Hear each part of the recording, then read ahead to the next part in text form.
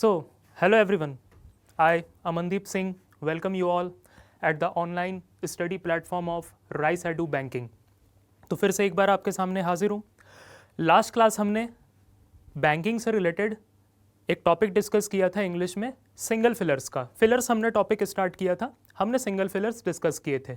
20 question शायद मैंने class में डिस्कस किए थे, 5 क्वेश्चंस आपको होमवर्क में दिए थे. सबसे पहले तो मैं एक काम करता हूँ, वो 5 क्वेश्चंस आपके होमवर्क के क्या आंसर होंगे वो आपको एक बार बता देता हूँ, ठीक है. उसके बाद फिर हम लोग आज का टॉपिक स्टार्ट करते हैं. तो सबसे पहले हम लोग स्टार्ट करते हैं वहाँ से जो हमारा होमवर्क वाला पार्ट था. ये 1 2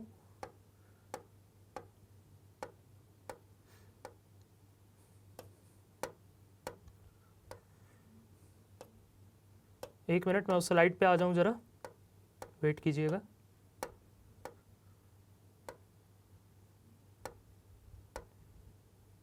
ये सब तो हो गया था. हाँ, एक बात आपको ज़रा बतानी थी.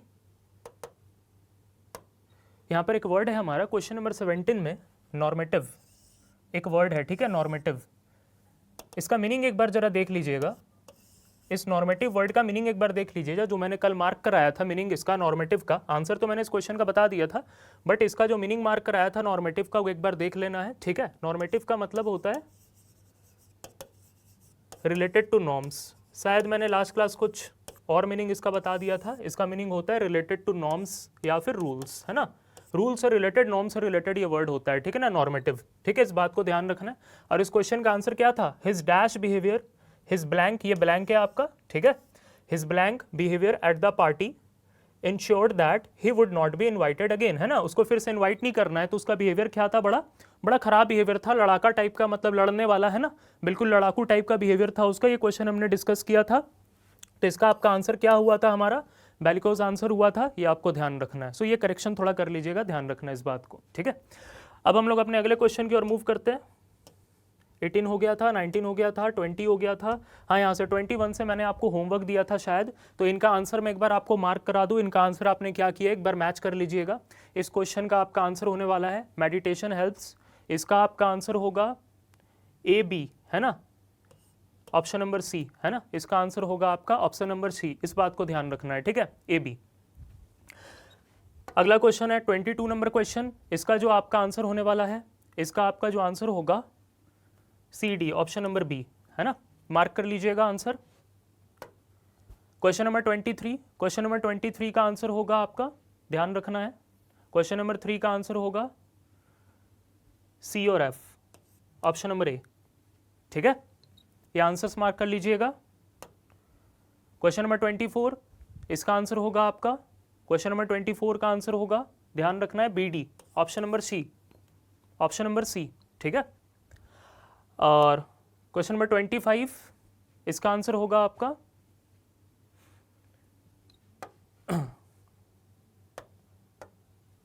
24 25, हाँ जी, इसका आंसर होगा, ध्यान रखना है, B C, option number E, B C, option number ई.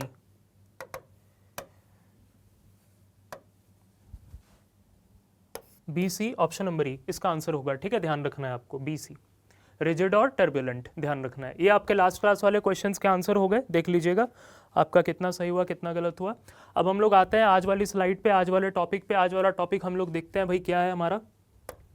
आज का जो हमारा टॉपिक होने वाला है वो है फिलर्स से ही रिलेटेड है, बट टाइप हमने चेंज किया है. लास्ट क्लास जो हमने फिलर्स किया था वो सिंगल फिलर्स था, उसमें सिंगल ब्लैंक था. लेकिन आज जो हम लोग फिलर्स करने वाले हैं वो डबल फिलर्स है, उसमें डबल ब्लैंक है, ठीक है. आपको डबल ब्लैंक्स को फिल करना है. तो हम लोग जल्दी जल्दी एक बार क्वेश्चंस पे आ जाते हैं और कोशिश करते हैं कि किसका क्या आंसर होगा सॉल्व करने का. सबसे पहले आपके सामने फर्स्ट क्वेश्चन है, आप जल्दी से एक बार चेक करेंगे. आपके सामने फर्स्ट क्वेश्चन है, आप जल्दी से एक बार चेक करेंगे. क्या लिखा हुआ है भाई?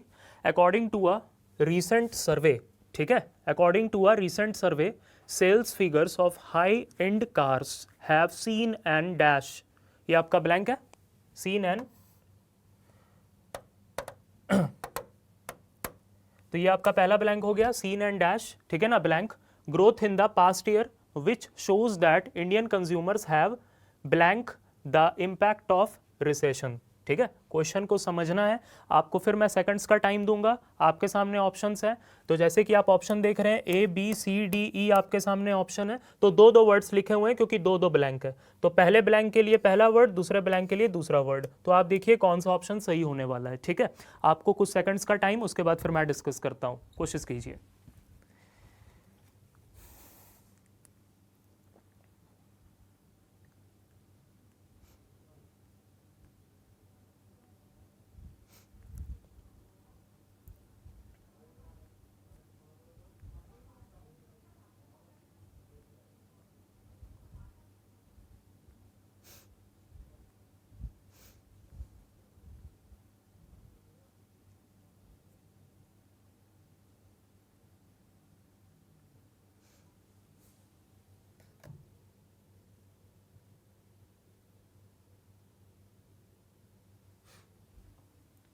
तो आपने देखा होगा, ट्राई किया होगा, सॉल्व करने का कोशिश किया होगा। चलिए अब मैं थोड़ा सा डिस्कस करता हूँ, लिखा क्या हुआ है।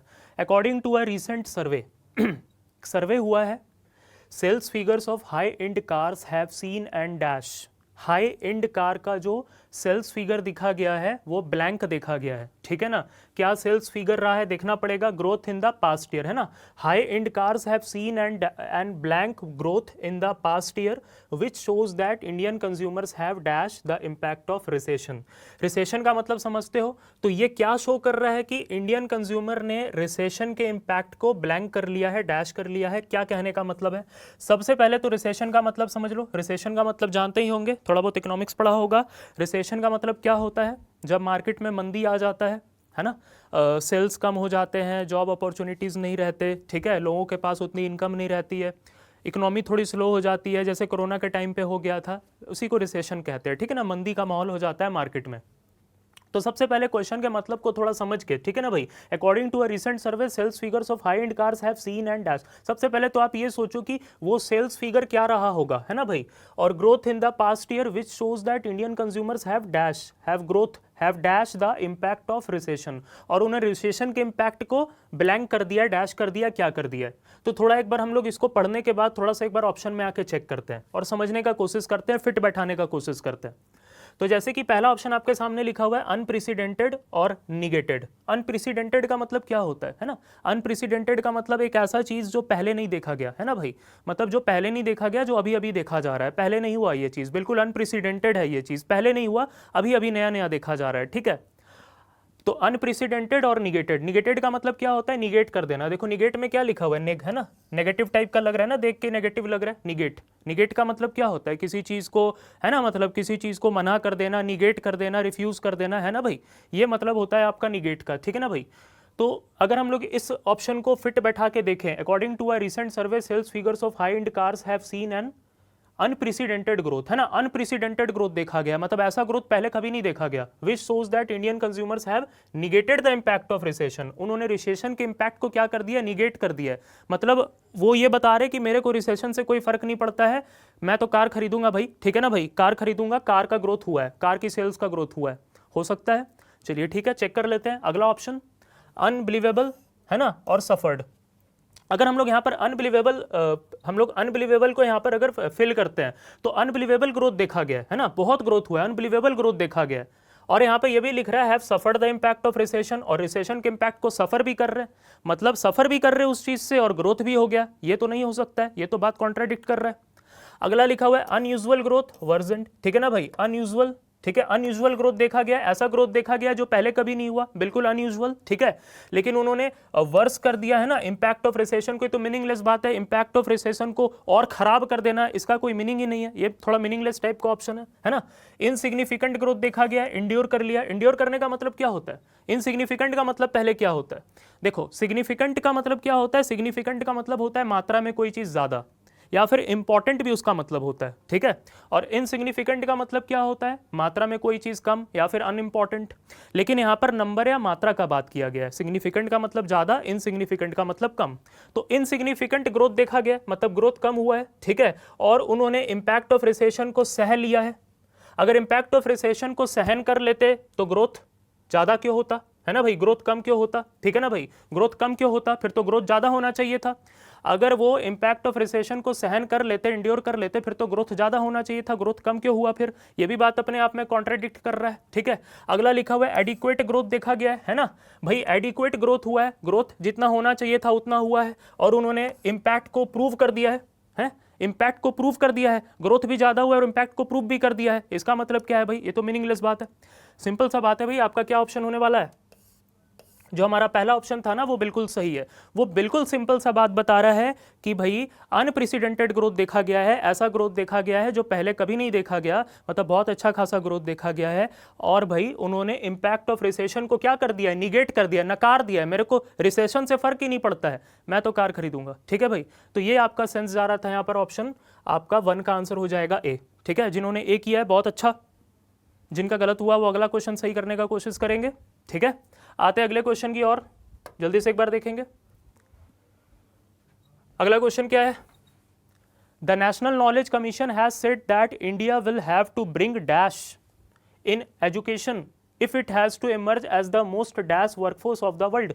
तो इंडिया को क्या करना पड़ेगा, ब्रिंग करना पड़ेगा, क्या ब्रिंग करना पड़ेगा सोचो, ठीक है। और अगर उसको क्या बनना है, most dash workforce of the world बनना है, मोस्ट डैश वर्कफोर्स, अगर उनको अच्छा वर्कर्स चाहिए, कैसा वर्कर्स चाहिए, ठीक है ना भाई, अच्छा वर्कर्स चाहिए, तो उनको क्या करना पड़ेगा, उनको अपने एजुकेशन सिस्टम में क्या करना पड़ेगा, चेंज लाना पड़ेगा। क्या लाना पड़ेगा, आप सोचने का कोशिश कीजिए, आपके सामने 5 ऑप्शन है।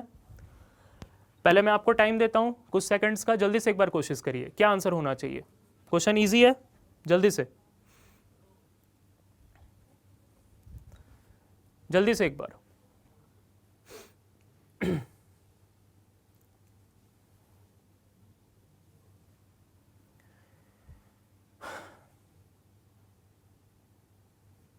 तो चलिए मैं डिस्कस करता हूं, देखिए ध्यान से।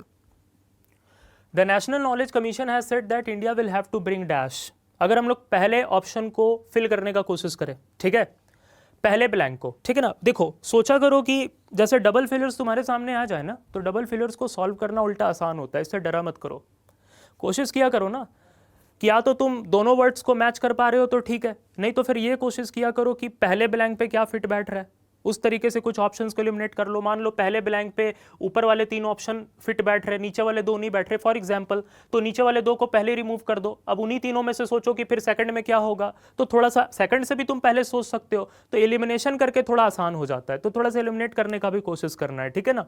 जैसे कि पहला ब्लैंक है, चलो हम लोग ऐसे ही करने का कोशिश करते हैं ना, will have to bring dash, क्या ब्रिंग करना पड़ेगा, चेंजेस। अगर हम लोग पहले ब्लैंक के अकॉर्डिंग सोचे तो हाँ चेंजेस हो सकता है सर, है ना, चेंजेस हो सकता है ना भाई, चेंजेस हो सकता है, चेंजेस ब्रिंग करने पड़ेंगे। रिफॉर्म्स, रिफॉर्म्स का मतलब ही क्या होता है, कुछ चेंज करना, कुछ नया लाना, है ना भाई, ये भी हो सकता है ना। एलिविएशन, एलिविएशन का मतलब क्या होता है, एक बार हम लोग देख लेते हैं इस वर्ड का मतलब, मेक समथिंग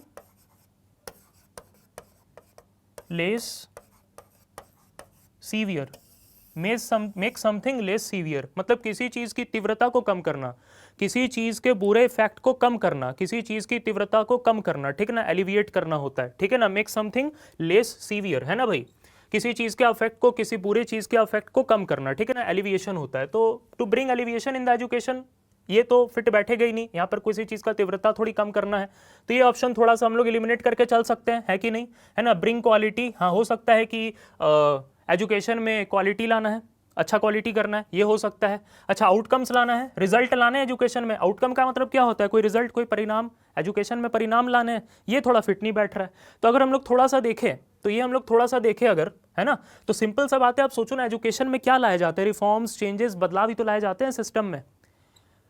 तो अगर हम लोग उस अकॉर्डिंग सोचे तो सी नंबर ऑप्शन और जो हमारा ई नंबर ऑप्शन है, इसको हम लोग थोड़ा सा इग्नोर करके चल सकते हैं, ठीक है, इसको हम लोग थोड़ा सा इग्नोर करके चल सकते हैं। अब हमें अगर चेक करना है, अगर हमें चेक करना है तो हम ए को चेक करेंगे, हम लोग बी को चेक करेंगे और हम लोग डी को ही चेक करेंगे, ये 3 ऑप्शंस को हम लोग चेक करेंगे सेकंड ऑप्शन के थ्रू, क्योंकि फर्स्ट ऑप्शन में तो चेंजेस, रिफॉर्म्स और क्वालिटी में से कुछ भी हो सकता है, ठीक है।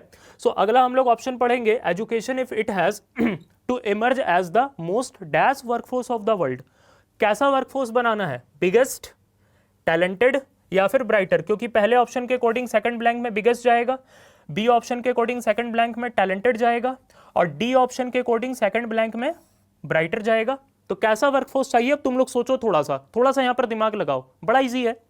ब्राइटर वर्कफोर्स चाहिए, वर्कफोर्स ब्राइट करना है, चमकाना है, चमकीला एकदम, है ना, चमकीला वर्कफोर्स चाहिए, ऐसा होता है क्या है, चमकता हुआ वर्कफोर्स कैसा होता है भाई, है बिगेस्ट वर्कफोर्स, बहुत बड़ा वर्कफोर्स चाहिए।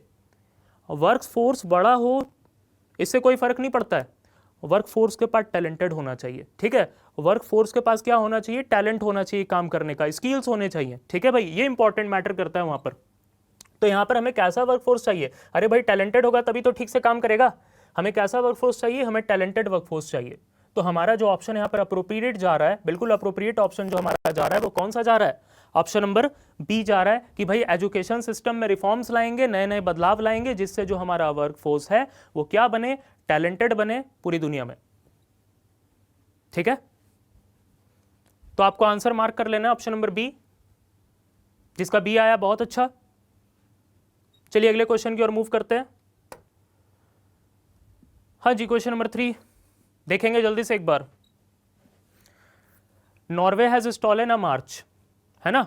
अच्छा, सबसे पहले तो मैं थोड़ा सा मतलब बता दूं यहां पर आपको, स्टोलन अ मार्च, है ना, स्टोलन अ मार्च, इसका मतलब क्या होता है थोड़ा सा आपको बता दूं।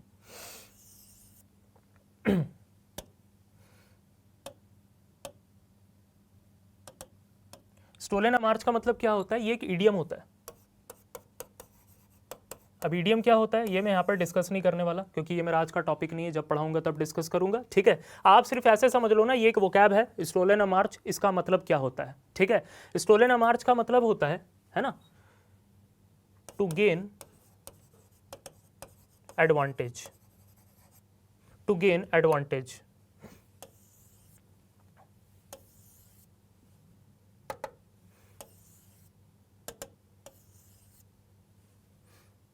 एक second,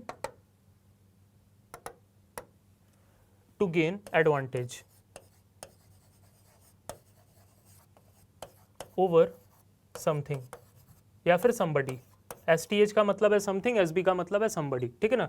to gain advantage over something या समबडी, मतलब कोई चीज़ में पहले आकर, है ना, किसी चीज़ में पहले आकर, जैसे मान लो मार्केट में कोई अपॉर्चुनिटी आया, कोई प्रोडक्ट बनाना है, मान लो कंपनी ए है और कंपनी बी है, दो कंपनी है उस चीज़ की, और कंपनी ए ने जल्दी से जाके भाई उस प्रोडक्ट बनाने का कॉन्ट्रैक्ट ले लिया और वो बी से आगे निकल गया, तो बी से आगे निकल गया तो वो एडवांटेज ले लिया बी के ऊपर, ठीक है ना, ए आगे निकल गया। तो सिंपल सा बात है भाई, स्टील अ मार्च कहने का मतलब क्या होता है, टू गेन एडवांटेज, किसी से आगे निकल जाना, किसी के ऊपर एडवांटेज ले लेना, ठीक है। तो स्टोलन अ march over other developed countries, वो अदर डेवलप्ड कंट्रीज से थोड़ा सा आगे निकल के बोला, है ना, आगे निकल गया, बाई डैश दैट। अब उसने क्या डैश किया ये समझना पड़ेगा, by dash that it would reduce 40% of its green house gas emission by 2020, की 2020 तक कितना ग्रीन हाउस गैस का इमिशन वो रिड्यूस कर लेगा, and dash carbon neutral by 2030, 2030 तक कार्बन न्यूट्रल भी बन जाएगा, ये उसने बताया है, ठीक है। आप सोचो क्या आंसर होना चाहिए, जल्दी से एक बार, जल्दी से।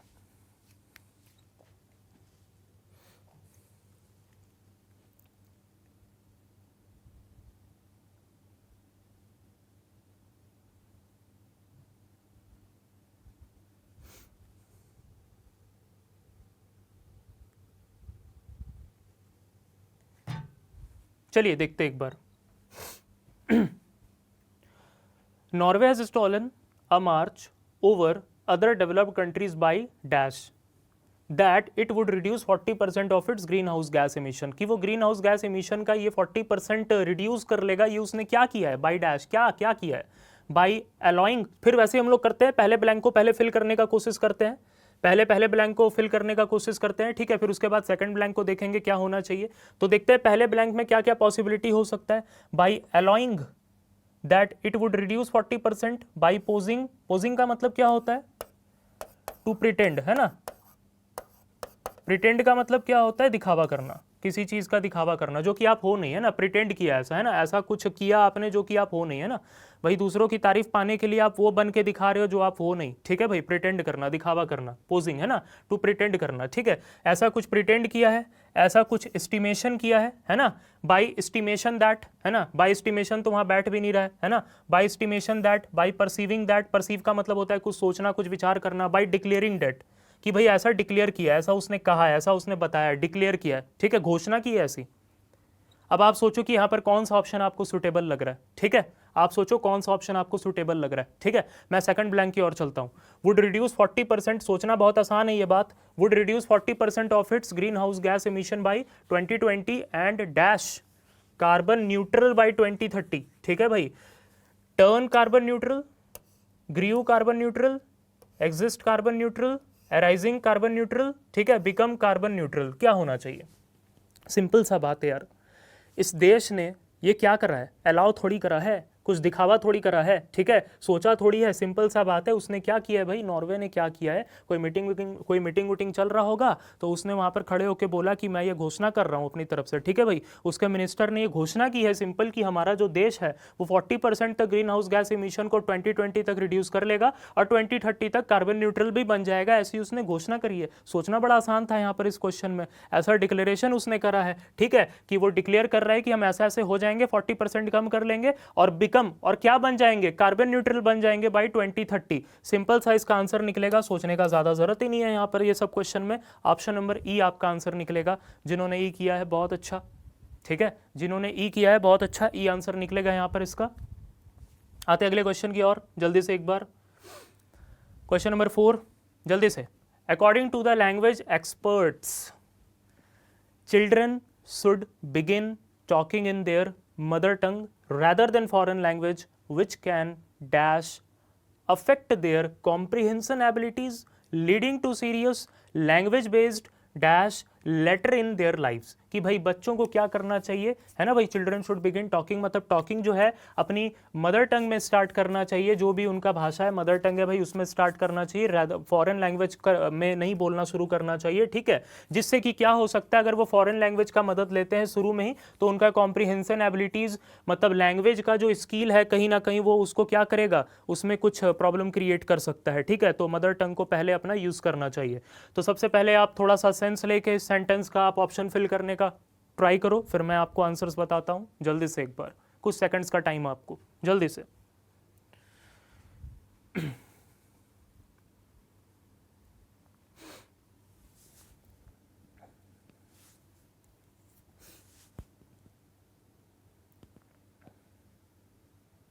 चलिए जल्दी से एक बार हम लोग देखते हैं। According to the language experts, children should begin talking in their mother tongue rather than foreign language which can dash affect their comprehension abilities leading to serious language based dash in their later life, है ना, in later in their lifes. तो आपको पढ़ के पता चल रहा है कि वो क्या कहना चाह रहा है कि भाई उसको अपना मदर टंग पहले सीखना चाहिए, ना कि फॉरेन लैंग्वेज, जिससे कि उसका कॉम्प्रीहेंशन स्किल, उसका भाषा को समझने का जो क्षमता है वो क्या हो सकता है, डैश हो सकता है। आप इतना तो पढ़ के समझ पा रहे हो कि ये जो सेंटेंस है, देखो फिलर में एक ट्रिक बहुत काम करता है। आप फिलर में एक चीज जरूर सोचा करो कि जो मुद्दा चल रहा है, जो इशू चल रहा है यहाँ पर, जिस चीज का बात चल रहा है, वो पॉजिटिव सेंस में बात चल रहा है कि नेगेटिव सेंस में बात चल रहा है, ये आप जरूर सोचा करो, ठीक है। पॉजिटिव सेंस में बात चल रहा है कि नेगेटिव सेंस में बात चल रहा है, ये आप जरूर सोचा करो, ठीक है। अगर हम लोग यहाँ पर थोड़ा सा सोचने का, क्योंकि यहाँ से ना अगर आप पॉजिटिव नेगेटिव सोच के चलोगे ना, जैसे मान लो आपका इशू पूरा पॉजिटिव चल रहा है तो आपको कोई पॉजिटिव वर्ड वहां पर फिल करना है, ठीक है। अगर मुद्दा कोई नेगेटिव चल रहा है ना, तो वहां पर आपको नेगेटिव नेचर का वर्ड फिल करना है। तो जैसे हम लोग यहाँ पर समझते हैं ये चीज कैसे होगा, तो according to the language expert, children should begin talking in their mother tongue rather than foreign language. Foreign language में नहीं करना चाहिए, मदर टंग में करना चाहिए। विच कैन डैश अफेक्ट, जो कि क्या कर सकता है, फॉरेन लैंग्वेज अफेक्ट, क्योंकि वो मना कर रहा है ना आपको, मदर टंग का सहारा लेने के लिए बोल रहा है, फॉरेन लैंग्वेज के लिए मना कर रहा है। तो ऑब्वियस सा बात है, फॉरेन लैंग्वेज अगर आप यूज करते हो तो वो ऑब्वियस सा बात है कुछ नेगेटिव इंपैक्ट कर रहा होगा, तभी तो मना कर रहा है ना, नहीं तो मना क्यों करता। तो यहाँ पर जो नेचर जा रहा है, यहाँ पर जो नेचर जा रहा है कहीं ना कहीं वो नेगेटिव जा रहा है। थोड़ा आप कोशिश करो समझने का, यहाँ पर जो नेचर जा रहा है सेंटेंस का वो नेगेटिव जा रहा है। तो हम लोग भी कुछ नेगेटिव नेचर का वर्ड फिल करने का कोशिश करते हैं ना, है ना भाई। सिग्निफिकेंटली अफेक्ट करेगा, ये आंसर नहीं है, गलती से मार्क हो गया, इसको हटा देते हैं यहां से, जल्दी से देखो एक बार।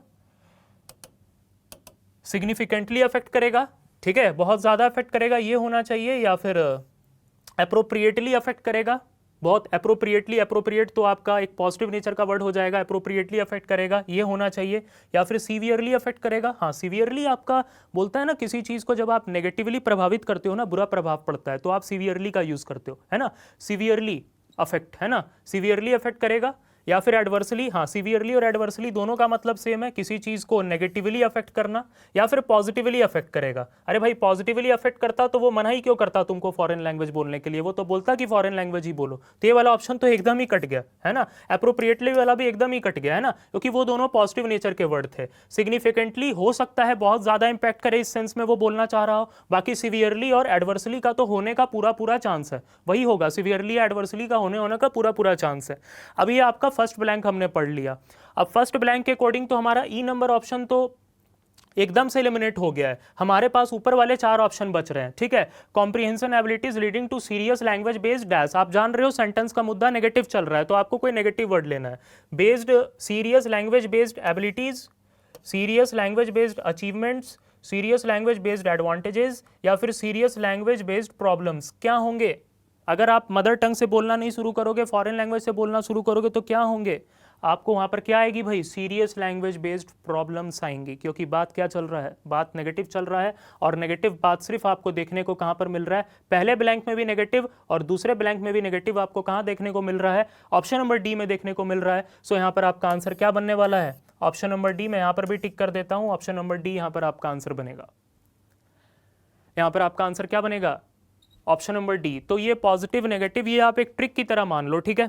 तो एडवर्सली अफेक्ट करता है, ठीक है भाई, प्रॉब्लम करता है, यह बात आपको थोड़ा सा समझ के चलना है। तो इसको आप थोड़ा ट्रिक की तरह लेना है, इसको अप्लाई करना फिलर्स को सॉल्व करने के लिए, बहुत हेल्प करेगा आपको। मैं मूव करता हूं अगले क्वेश्चन की ओर जल्दी से एक बार। Question number 5, in order to put an end to the dash that exists regarding the implementation of the policy the company should issue dash guidelines। एक बार आप कोशिश करेंगे इस क्वेश्चन को सॉल्व करने का, फिर मैं आपको आंसर बताऊंगा जल्दी से।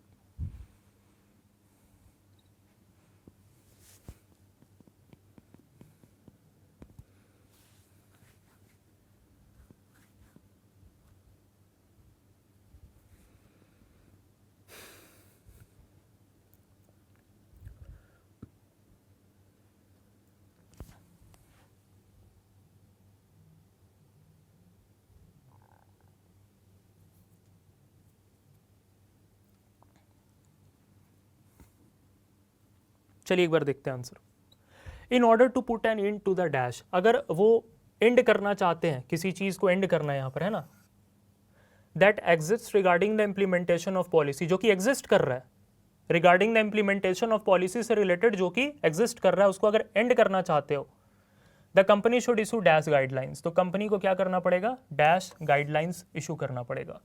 अब क्या एंड करना है और कैसा गाइडलाइंस इशू करना पड़ेगा आप सोचो। ऑप्शन के अकॉर्डिंग अगर सोचें तो एम्बिग्विटीज को एंड करना है। एम्बिग्विटीज का मतलब तो जानते हो ना, एम्बिग्यूअस है ना, एम्बिग्यूअस हो जाता है। एम्बिग्यूअस का मतलब क्या होता है भाई? कोई चीज अनक्लियर हो जाए, है ना, वेग हो जाए, अनक्लियर हो जाए, समझ में ना आए, ठीक है भाई। कोई चीज डबल मीनिंग आपको देने लगे, अनक्लियर हो जाए, है ना, समथिंग अनक्लियर, जो चीज आपको पढ़ के क्लियर नहीं हो रहा है, अनक्लियर, ठीक है, क्लियर कट समझ में नहीं आ रहा है, डिफिकल्ट टू अंडरस्टैंड, ठीक है ना, जिसको कह सकते हो आप। तो भाई फिर क्या करना पड़ेगा? कंपनी को क्लियर कट गाइडलाइंस इशू करना पड़ेगा। अगर एम्बिग्विटीज खत्म करनी है तो क्लियर कट गाइडलाइंस इशू करना पड़ेगा। क्या आंसर हो सकता है? सोचो। चलो अगला सेंटेंस देखते हैं, अगला ऑप्शन देखते हैं। डिफरेंसेस को अगर एंड करना है तो कॉशियस गाइडलाइंस इशू करनी पड़ेंगी। बर्डन को अगर क्या करना है, एंड करना है, तो स्ट्रिंजेंट। स्ट्रिंजेंट का मतलब क्या होता है? स्ट्रिक्ट है। बर्डन को खत्म करना है तो स्ट्रिक्ट गाइडलाइंस इशू करनी पड़ेंगी। ऐसा कुछ हो पाएगा क्या? सोचो, थोड़ा सा दिमाग लगाओ, लॉजिकली सोचना है बस।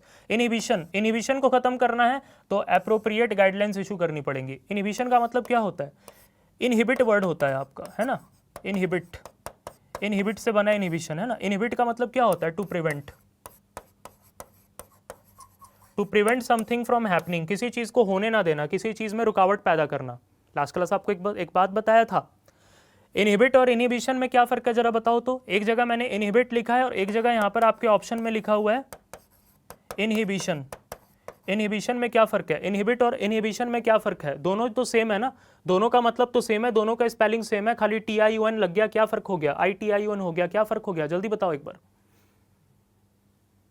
हाँ जी, ION लग गया, है ना, ION लग गया, क्या फर्क हो गया ION लग जाने से? लास्ट क्लास आपको एक बात बताया था, कि भाई किसी वर्ब में, किसी एडजेक्टिव में कुछ कुछ सफिक्स जोड़ के, किसी में नेस जोड़ के, एनी एस एस नेस जोड़ा था हमने, है ना। डार्क में नेस जोड़ के डार्कनेस बनाया था, डार्क एडजेक्टिव था, नेस जोड़ के डार्कनेस बना के उसको नाउन में कन्वर्ट कर दिया था, है ना। कम्युनिकेट वर्ब था, उसमें TIUN ATIUN जोड़ के, ऐसे सफिक्स जोड़ के हमने उसे वर्ब में, वर्ब से नाउन में कन्वर्ट कर दिया था, कम्युनिकेशन आपका नाउन हो गया था। वैसे इनिबिट जो है आपका ये वर्ब है, किसी को रोकना कुछ करने से, प्रिवेंट करना, और इनिबिशन में IUN लग गया जो कि ये स्पेलिंग बन गया TIUN वाला, तो ये हमारा किस में कन्वर्ट हो गया, नाउन में कन्वर्ट हो गया, है ना।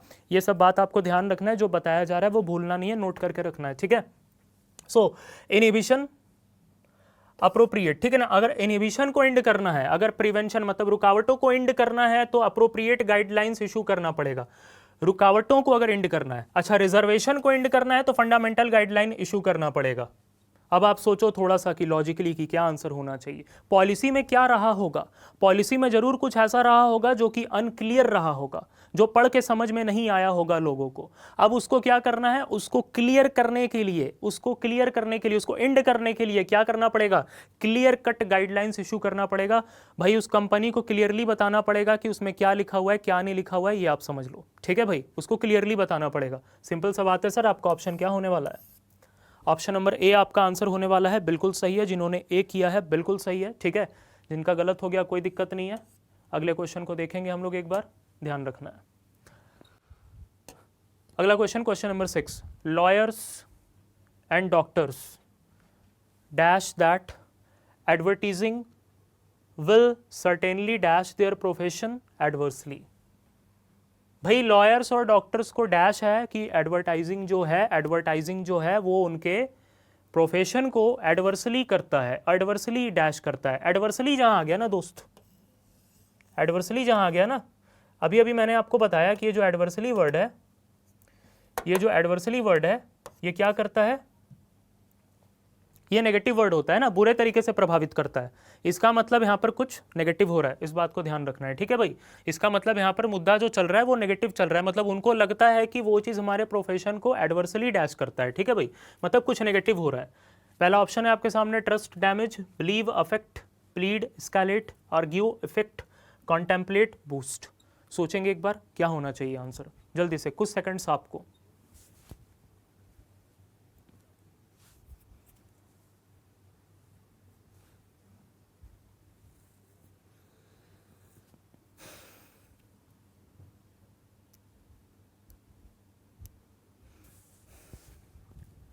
चलिए एक बार आंसर देखते हैं।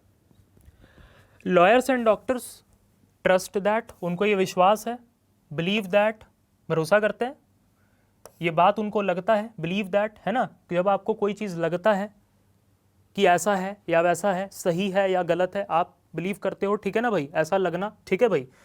प्लीड का मतलब तो रिक्वेस्ट के सेंस में होता है, प्लीड करना, रिक्वेस्ट नहीं कर रहा कोई यहाँ पर वैसे भी, ठीक है ना, तो ये ऑप्शन तो होना नहीं चाहिए, ठीक है। और एस्केलेट का मतलब जरूर देख लेंगे। एस्केलेट का मतलब क्या होता है, एस्केलेट का मतलब होता है किसी चीज़ में इंक्रीज होना, किसी चीज़ में इंक्रीज होना, एस्केलेट, इंक्रीज, ध्यान रखना है। तो ये वर्ड का मतलब आप याद रखना, लेकिन ये ऑप्शन तो हमारा होगा नहीं। लॉयर्स एंड डॉक्टर्स आर्ग्यू करते हैं कि भाई ये जो हमारे प्रोफेशन को, ये चीज़ जो एडवर्टाइजिंग है ये हमारे प्रोफेशन को इफेक्ट करता है, ठीक है, ये होना चाहिए। या कॉन्टेम्पलेट करते हैं, कॉन्टेम्पलेट करने का मतलब होता है विचार करना, विचार करना, बहुत गहराई से किसी चीज़ पर विचार करना, सोचना, कॉन्टेम्पलेट करना, है ना। एक वर्ड होता है आपका पॉन्डर, पॉन्डर का भी मतलब होता है किसी चीज़ पर गहराई से विचार करना या सोचना, कि भाई वो कॉन्टेम्पलेट करते हैं, पॉन्डर करते हैं कि भाई that advertising will certainly dash their profession adversely. Boost, boost का मतलब होता है किसी चीज़ को इंप्रूव करना। एडवर्सली कोई चीज़ इंप्रूव होगा क्या है, बहुत बुरे तरीके से कोई चीज़ इंप्रूव हो रहा है, ऐसा कौन सा इंप्रूवमेंट होता है जो बहुत बुरे तरीके से हो रहा है? सिंपल सा बात है भाई, ये ऑप्शन भी हमारा नहीं हो पाएगा बूस्ट होने के कारण, क्योंकि मैंने आपको यहाँ पर एक इंडिकेशन दे दिया है कि सेंस जा रहा है नेगेटिव, तो ये चीज़ को देख लो, ठीक है। इसलिए ये ऑप्शन भी आपका बिल्कुल गलत हो गया, और ऑप्शन नंबर सी भी बिल्कुल मीनिंगलेस हो गया। हाथ में क्या बचा, ए, बी और डी। ए, बी, डी में आप थोड़ा सा सोच लो क्या होना चाहिए।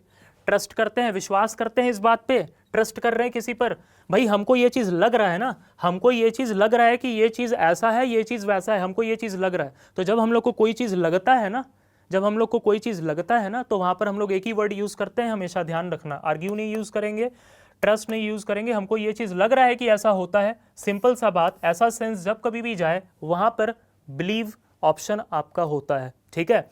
और भाई सिंपल सा बात है, अगर हम लोग पढ़ के देखें कि lawyers and doctors believe that advertising will certainly affect, है ना, अफेक्ट प्रभावित करता है, पूरे तरीके से प्रभावित करता है, ये तो हो ही सकता है। सेकंड ऑप्शन भी बिल्कुल सही हो गया। ऑप्शन क्या जाएगा?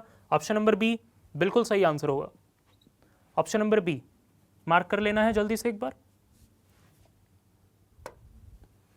मूव करते हैं नेक्स्ट क्वेश्चन की ओर। क्वेश्चन नंबर 6 सबने मार्क कर लिया, ठीक है। ऑप्शन नंबर बी मूव करते हैं। क्वेश्चन नंबर 7 जल्दी से एक बार। Dash appears to be a small error in the beginning may turn out to be a dash in the long run। ये सेंस से तुम पता लगा सकते हो क्या कहना चाह रहा है। 1 मिनट में आंसर आ जाएगा, सोचो जल्दी से।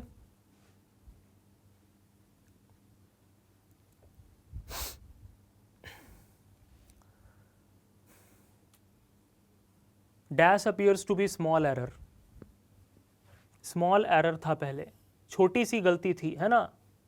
इन द बिगिनिंग, शुरुआत में छोटी सी गलती थी। May turn out to be a dash, छोटी सी गलती बड़ी गलती में कन्वर्ट हो सकती है ना। एक छोटी सी गलती एक बड़ी गलती में कन्वर्ट हो सकती है, ठीक है ना। उसका परिणाम बहुत घातक भी हो सकता है एक छोटी सी गलती का, ठीक है, जो कि अभी छोटा लग रहा है, आने वाले समय में हो सकता है उसका परिणाम बहुत घातक हो आपके लिए, ठीक है। तो गलती नहीं करना है, ध्यान रखना है। तो ध्यान से समझिए, है ना भाई। एक छोटा सा फिलर गलत हो गया, पता लगा उससे सिलेक्शन ही नहीं हो पाया, ठीक है, ध्यान रखना है। तो फिलर तो एक ही मार्क्स का छोटा सा गलत हुआ था, लेकिन सिलेक्शन ही नहीं हुआ, है ना भाई। तो ध्यान रखना है इस बात को। तो भाई dash appears to be a small error in the beginning may turn out to be a dash. Simple साहब, तुम इसका आंसर तो तुम खुद ही सोच लो, डायरेक्ट आंसर आ जाना है इसका, है ना। वैसे अगर हम लोग से कोई छोटा मोटा गलती हो जाए तो वहां पर हम लोग वर्ड यूज करते हैं मिस्टेक, है ना। और भाई जो थोड़ा बड़ा सा गलती हो जाता है उसको हम लोग क्या कहते हैं? ब्लंडर, है ना। उसको क्या कहते हैं? ब्लंडर। इसलिए आपको ये पढ़ाया भी जाता है कि ब्लंडर का मतलब ही क्या होता है। ये ब्लंडर जो वर्ड है ना, इसका मतलब ही क्या होता है? इसका मतलब ही होता है बिग मिस्टेक, है ना, बिग मिस्टेक। तो बिग प्लस मिस्टेक को मिला के यहाँ पर आपका वर्ड क्या बना है? ब्लंडर। इसलिए आपको ये सिखाया जाता है कि ब्लंडर के पहले कभी भी बिग लगाने का कोई ज़रूरत नहीं है, क्योंकि ब्लंडर अपने आप में ही बिग मिस्टेक होता है। इसलिए ब्लंडर के पहले कभी भी हम लोग बिग वर्ड का यूज़ नहीं करते, वो एरर हो जाता है, वहाँ पर गलती हो जाता है, ठीक है। तो भाई बिग वर्ड का यूज़ हम लोग ब्लंडर के पहले नहीं करते, सुपरफ्लस हो जाता है। सुपरफ्लस आपका एक ग्रामर का आप कह सकते हो बड़ा इंपॉर्टेंट टॉपिक है, ठीक है। तो उसको हम लोग देखेंगे जब हम लोग ग्रामर वाला पोर्शन डिस्कस करेंगे, ठीक है ना भाई। तो इसलिए कहा जाता है। चलो ठीक है, अब तुम समझ गए होगे, मैं इस क्वेश्चन में ज़्यादा कुछ डिस्कस नहीं करने वाला, सिंपल सा बात है भाई। जो चीज़ आपको शुरू में एक छोटा सा गलती लग रहा था, बाद में जाके वही चीज़ एक बड़ा गलती साबित होगा, यही तो कहना चाह रहा है। सिंपल सा बात है, ऑप्शन क्या होने वाला है आपका? बी। अब कोई डिजास्टर विजास्टर तो लगा के नहीं बैठ गया, डिजास्टर आपदा नहीं आ जा रहा है, ठीक है ना भाई। छोटा मिस्टेक और बड़ा मिस्टेक का बात हो रहा है, कोई आपदा नहीं आ जाएगा, ठीक है ना, ध्यान रखना है। तो ऑप्शन क्या हो जाएगा आपका? बी वाला। यहाँ पर एक वर्ड है आपका इंपॉर्टेंट लगता है एग्जाम के पॉइंट ऑफ व्यू से, डिबैकल। डिबैकल का मतलब क्या होता है? ध्यान रखिएगा, है ना, फेलियर, फेलियर, है ना भाई, डाउनफॉल या फिर फेलियर, ठीक है ना, असफल, असफल होने से रिलेटेड ये वर्ड है, ठीक है ना भाई। असफलता, है ना, डिबैकल असफलता, है ना, फेलियर। ध्यान रखना इस वर्ड को, इस वर्ड को ध्यान रखिएगा, बड़ा इंपॉर्टेंट है। आंसर क्या होगा? ऑप्शन नंबर बी, जो कि शुरू में स्मॉल एरर लग रहा था, बाद में एक बड़ा गलती साबित हुआ, हो सकता है, ठीक है। मूव करते अगले क्वेश्चन की ओर। क्वेश्चन नंबर 8 क्या लिखा हुआ है? Because the dash leading to cancellation of flight were murky. Murky का मतलब क्या होता है? मर्की का मतलब समथिंग अनक्लियर। वो जो एम्बिगुअस वाला वर्ड था ना, उसी के जैसा है, ठीक है। मर्की मतलब बिकॉज डैश रिलेटेड, मतलब ये जो डैश हुआ है कैंसिलेशन ऑफ फ्लाइट का, ये मर्की, अभी तक क्लियर नहीं हो पाया। मतलब फ्लाइट क्यों कैंसिल किया गया ये क्लियर नहीं हो पाया, ठीक है ना भाई, अनक्लियर, मर्की है। The minister appointed a commission to dash and report the matter. तो मिनिस्टर ने क्या किया? कमीशन अपॉइंट किया है कि इस रिपोर्ट को, इस मैटर की रिपोर्ट को, है ना, कि भाई इसके लिए डैश किया जाए और उसका एक रिपोर्ट तैयार किया जाए इस मैटर से रिलेटेड, कि ऐसा क्यों किया गया। जल्दी से आंसर सोचिए क्या होगा, जल्दी से इसका आंसर सोचना एक बार।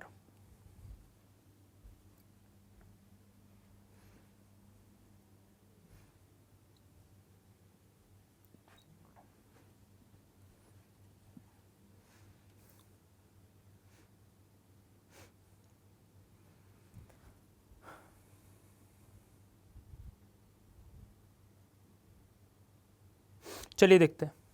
Because the dash leading to cancellation of flight were murky, है ना। तो भाई ये जो कैंसिलेशन ऑफ फ्लाइट हुआ है, ठीक है ना, ये जो डैश हुआ है leading to cancellation of flight murky है। अच्छा, staff members leading to cancellation of flight, अच्छा स्टाफ मेंबर्स मर्की हो गए, अनक्लियर हो गए, ये कैसे हो सकता है? मीनिंगलेस बात है।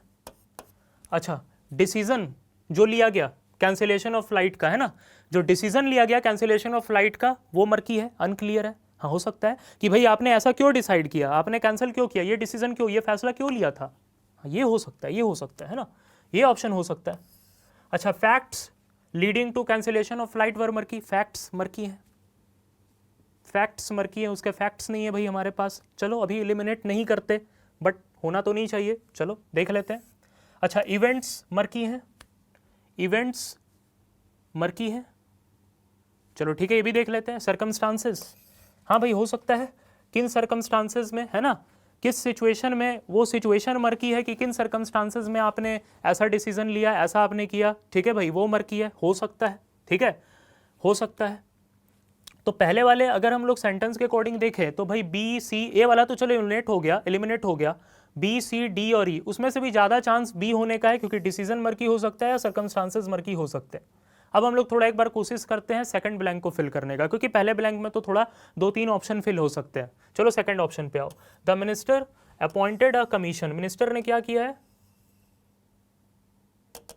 मिनिस्टर ने क्या किया है भाई, अपॉइंट किया है commission to dash and report the matter, कि भाई इस चीज़ को डैश किया जाए, अंडरटेक किया जाए, डिसाइड किया जाए, अंडर प्ले किया जाए, ठीक है। अच्छा, ये तो चलो अंडरटेक, ये ऑप्शन तो खत्म ही हो गया, ये ऑप्शन तो हमने एलिमिनेट कर दिया, चलो हटा दो। डिसाइड किया जाए, अंडर प्ले किया जाए, ठीक है भाई, कॉमफ्लेज किया जाए। अच्छा, कॉमफ्लेज का मतलब क्या होता है, ध्यान रखना है, कोई चीज़ हिडन होता है ना, हिडन, समथिंग हिडन, कॉमफ्लेज का मतलब होता है समथिंग हिडन, छुपा हुआ, ठीक है, जो चीज़ सामने नहीं है, छुपा हुआ है, ठीक है, हिडन है। तो भाई कॉमफ्लेज को कमीशन को अपॉइंट किया गया है कि डैश किया जाए, रिपोर्ट द मैटर किया जाए, या फिर इन्वेस्टिगेट किया जाए और मैटर और रिपोर्ट का मैटर, रिपोर्ट बनाया जाए उस मैटर से रिलेटेड, क्या करना है भाई यहाँ पर। The minister appointed a commission, commission को क्यों अपॉइंट किया जाता है, बहुत सारी कमीशन आज तक बैठी हैं अलग अलग मैटर्स को लेके, अलग अलग मुद्दे को लेके, कमीशन क्यों बैठती है भाई, कमीशन क्यों बैठती है, सीधा सोचो ना, कमीशन इसलिए बैठती है, वो किसी मुद्दे पर इन्वेस्टिगेशन करती है, जांच करती है, पड़ताल करती है, उस पर रिपोर्ट तैयार करती है और वो सौंप देती है मिनिस्टर को, गवर्नमेंट को। सिंपल सा बात है, यही तो होता है ना भाई। कमीशन क्यों अपॉइंट होती है, कमीशन इन्वेस्टिगेट करने के लिए अपॉइंट होती है, ज्यादा सोचने का जरूरत ही नहीं है, सिंपल सा बात है। सेंस जा रहा है सीधा सीधा ऑप्शन नंबर ई, सेंस जा रहा है सीधा सीधा ऑप्शन नंबर ई, कि because the decision, because the circumstances leading to cancellation of flight were murky, मतलब किन सिचुएशंस में आपने ये जो फैसला लिया कैंसिल करने का, ठीक है, फ्लाइट को, ये मर्की है, अनक्लियर है। The minister appointed a commission to investigate and report the matter, उस मैटर को इन्वेस्टिगेट करने के लिए, रिपोर्ट करने के लिए मिनिस्टर ने क्या बैठा दिया, कमीशन बैठा दिया, सिंपल सा बात, ऑप्शन नंबर ई आपका आंसर जाएगा। जिन्होंने ई किया बहुत अच्छा है। आते अगले क्वेश्चन की ओर। Next question, question number 9, try कीजिए क्या आंसर होना चाहिए। Even as the dash elsewhere in the world are struggling to come out of recession, है ना भाई, दुनिया में अलग अलग जगहों पे जो डैश हैं वो स्ट्रगल कर रहे हैं कि हम रिसेशन से बाहर आ जाएं। अभी अभी आपको रिसेशन का मतलब बताया है, मंदी आ जाता है, ठीक है। इंडियन कंज्यूमर्स आर स्प्लर्जिंग, स्प्लर्जिंग का मतलब होता है ज़्यादा खर्चा करना, ठीक है ना, स्पेंड मोर, है ना, ज़्यादा खर्चा करना। भाई इंडियन कंज्यूमर जो है वो स्प्लर्जिंग कर रहे हैं ऑन कंज्यूमर गुड्स पर बहुत ज़्यादा खर्चा कर रहे हैं। And to dash this growth, और इस ग्रोथ को डैश करते हुए companies are investing heavily in various sectors, और कंपनी क्या कर रही है, इस डैश ग्रोथ को देखते हुए वो अलग अलग सेक्टर्स में और ज़्यादा इन्वेस्ट कर रही हैं, बड़ा बड़ा इन्वेस्टमेंट कर रही हैं। सोचिए क्या आंसर होना चाहिए, इसका आंसर आप निकाल सकते हैं आराम से, सोचिए जल्दी से क्या आंसर होना चाहिए।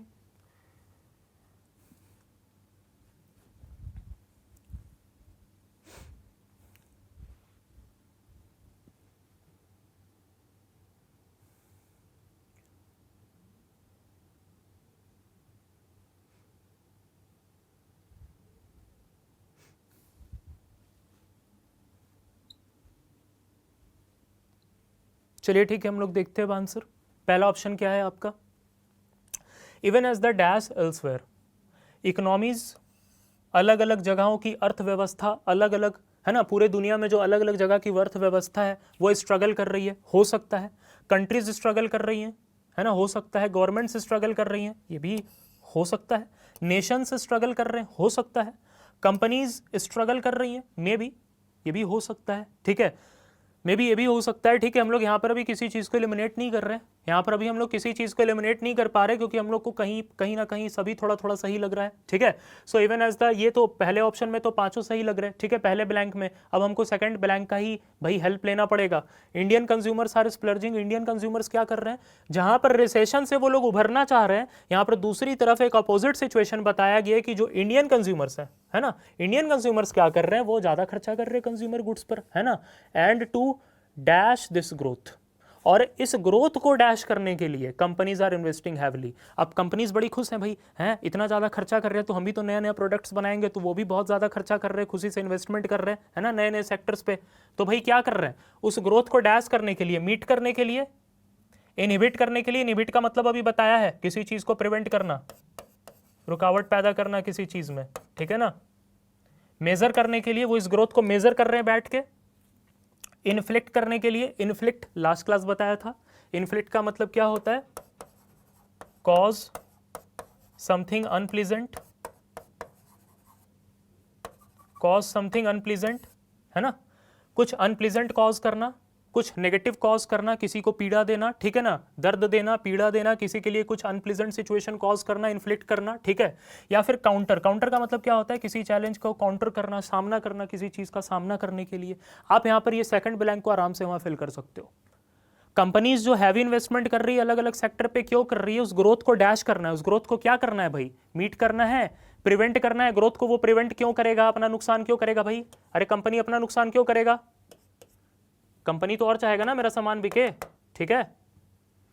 तो ये ऑप्शन तो गया मेजर करने के लिए। अच्छा, ग्रोथ को मेजर करने के लिए इन्वेस्टमेंट कर रही है, ग्रोथ को मेजर करने के लिए इन्वेस्टमेंट क्यों करेगी, ग्रोथ को पहले आराम से मेजर कर लेगी तभी इन्वेस्टमेंट करेगी ना, और यहां पर तो बताया जा रहा है कि इन्वेस्टमेंट कर रही है ऑलरेडी, तो मेजर वाला ऑप्शन नहीं होना चाहिए।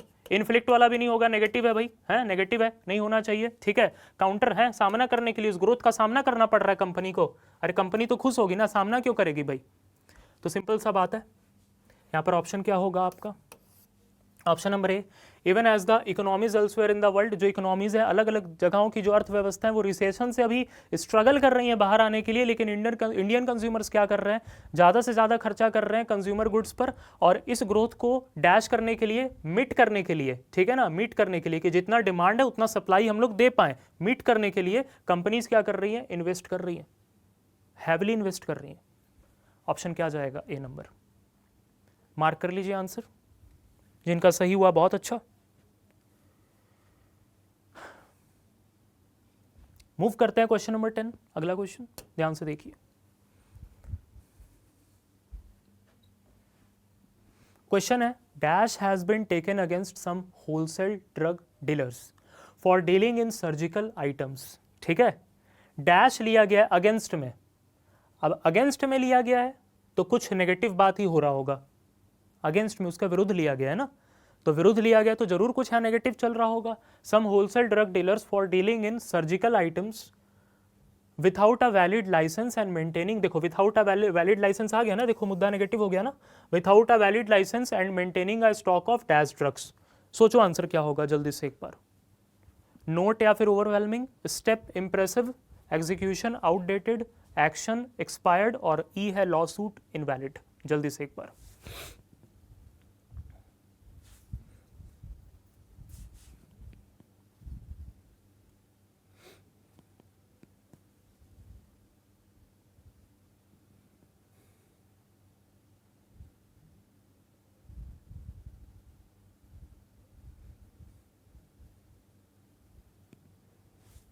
चलिए देखते एक बार आंसर, मैच करिए आप लोग सही कर पाए कि नहीं।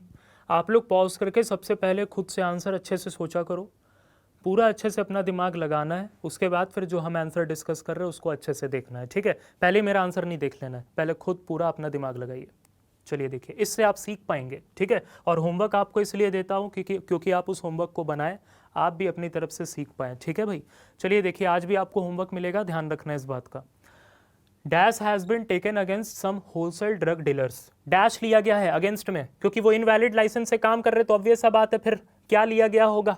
जो इनवैलिड काम करते हैं, जो गलत काम करते हैं, कुछ क्राइम करते हैं, उनके अगेंस्ट में क्या लिया जाता है? सोचो थोड़ा, बहुत जगह तुमने पढ़ा होगा, सुना होगा। नोट लिया जाता है, note has been taken against, है जी। Step has been taken against, note तो नहीं लिया जाता है सर, है नोट क्यों लिया जाएगा? इसका क्या मीनिंग है सर? हटा दो यहाँ से एकदम।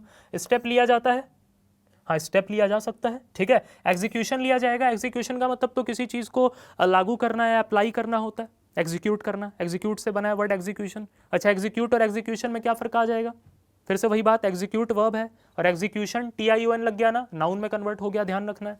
चलो ठीक है, तो सर एग्जीक्यूशन थोड़ी लिया जाएगा, एग्जीक्यूशन थोड़ी किया जा रहा है किसी चीज़ का, एक्शन लिया जाता है अगेंस्ट में। हाँ जी, एक्शन लिया जाता है सर, एक्शन लिया जाता है अगेंस्ट में, है ना। लॉ सूट अगेंस्ट में, हाँ हो सकता है लॉ सूट, है ना भाई, कानूनी कार्रवाई की जा रही हो सकता है, हो सकता है। तो ऑप्शन बी हो सकता है सर, डी हो सकता है, ई हो सकता है, ये हमारे चांसेस है। तो पहले वाले ब्लैंक के अकॉर्डिंग दो ऑप्शन तो एलिमिनेट हो गए ना सर, दो ऑप्शन एलिमिनेट हो गए तो उसका तो टेंशन खत्म हो गया ना। अब तीन को ही चेक करना है ना, चलिए चेक करते हैं। Dash has been taken against, या तो स्टेप, या तो एक्शन, या तो lawsuit taken against some wholesale drug dealers for dealing in surgical items without a valid licence and maintaining a stock of dash drugs. कैसे drugs थे उनके पास? Impressive drugs थे। हाँ, इंप्रेसिव ड्रग्स कैसे होते हैं भाई? हैं, इंप्रेसिव ड्रग्स थे उनके पास, तो फिर इंप्रेसिव ड्रग्स थे तो फिर एक्शन लेने का जरूरत ही क्या था? है, उसको ट्रॉफी देना चाहिए था, फिर तो गलत हो गया, हटा दो इसको। Action has been taken against और एक्सपायर्ड ड्रग्स थे, हाँ हो सकता है सर, ठीक है। और इनवैलिड ड्रग्स, लॉ सूट वाला भी तो ऑप्शन हमने लिया। इनवैलिड ड्रग्स, वैलिड इनवैलिड क्या होता है? कोई कानून है, वैलिड है, इनवैलिड है, ठीक है ना। वैलिड है मतलब अभी लागू है, इनवैलिड है मतलब अब लागू नहीं है। इस सिचुएशन में वैलिड इनवैलिड वर्ड हम लोग यूज करते हैं। तो ड्रग्स वैलिड और इनवैलिड तो नहीं होता है सर। ड्रग्स क्या हो सकता है? कोई सामान, कोई प्रोडक्ट, या तो भाई एक्सपायर्ड होता है, यही ना हो सकता है, उसका डेट खत्म हो गया, एक्सपायर्ड है वो, सिंपल सा बात है। आप सोच सकते हो दवाई एक्सपायर्ड हो सकता है, ठीक है भाई। कोई दवाई वैलिड इनवैलिड ऐसा थोड़ी होता है, कोई दवाई एक्सपायर्ड हो सकता है ना। तो सिंपल सा बात है, ऑप्शन क्या जाएगा आपका?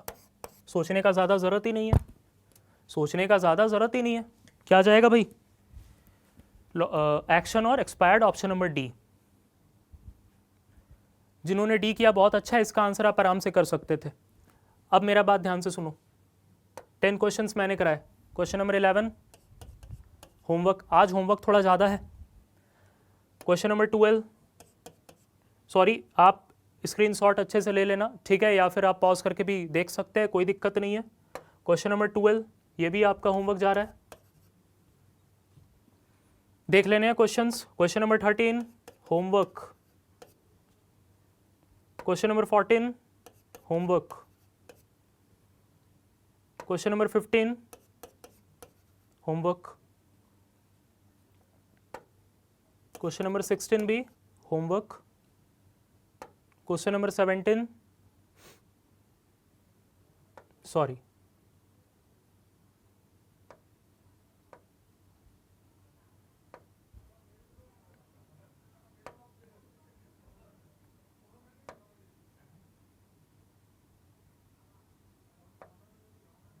सिक्सटीन आपका होमवर्क है, 17 ये लास्ट क्लास वाला क्वेश्चन था ना, ये यहाँ पर कहाँ से आ गया?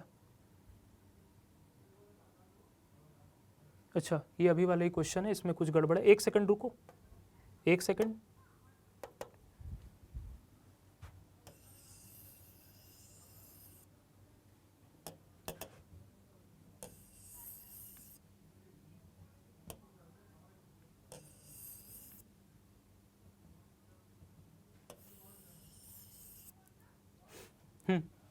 ये भी होमवर्क,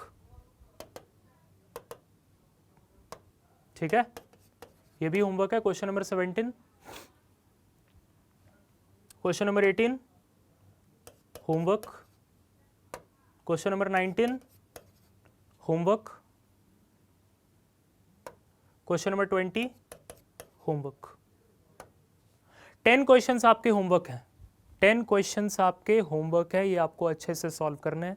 फिर से जब मेरा नेक्स्ट क्लास होगा मैं इन 10 क्वेश्चंस के आपको आंसर्स बताऊंगा, ठीक है। सो आज का ये हमारा सेशन था डबल फिलर्स का। आई होप ये सेशंस आपके लिए हेल्पफुल हो रहे होंगे, इनको अच्छे से फॉलो करिए, देखते रहिए सारे सेशंस को, आपके लिए बहुत हेल्पफुल होंगे, ये मेरा गारंटी है आपको, ठीक है। तो ये 10 क्वेश्चंस होमवर्क वाले ज़रूर बना लीजिएगा, वीडियो को लाइक करना है, कमेंट करना है, शेयर करना है और चैनल को सब्सक्राइब ज़रूर करना है अगर ये वीडियोस आपके लिए हेल्पफुल हैं तो आज का सेशन यहीं पर एंड करते हैं। Thank you.